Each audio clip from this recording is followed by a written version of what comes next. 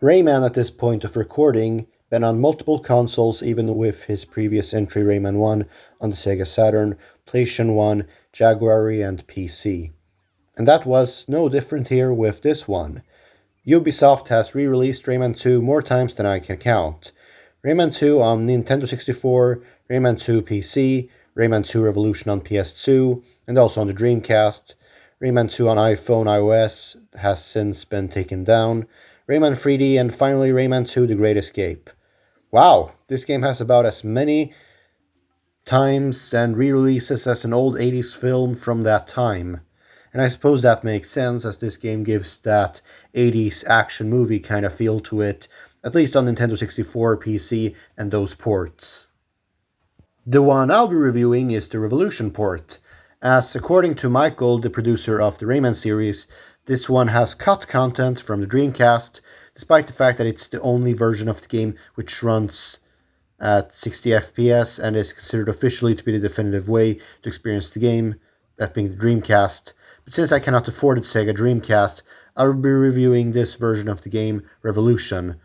Unlike the previous game, this one just throws you straight up into the dark plot. Yes, you heard me right. This game starts off by showing you how the heart of the world in Rayman has already been destroyed into 1,000 yellow lumps by the bad guys and their leader, Razorbeard, who I think is by far the best villain for the Rayman period.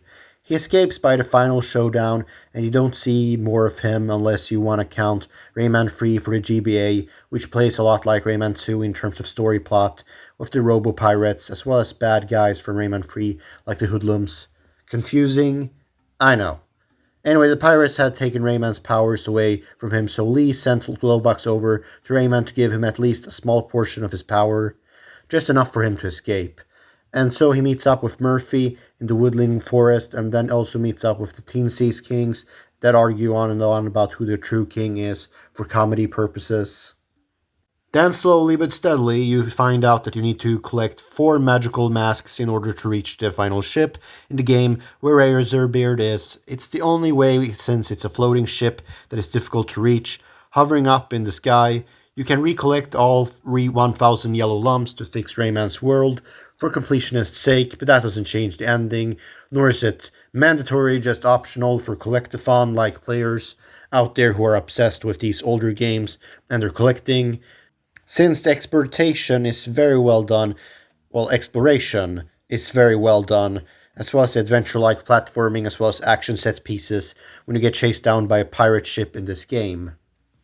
There are some bosses here in this port Revolution that aren't visible in other ones. Some like them, some are mixed on them, but I think the fans thought mostly that they were an unneeded addition, especially since they are not optional but in fact mandatory and kind of slow down the pace of the game into a halt.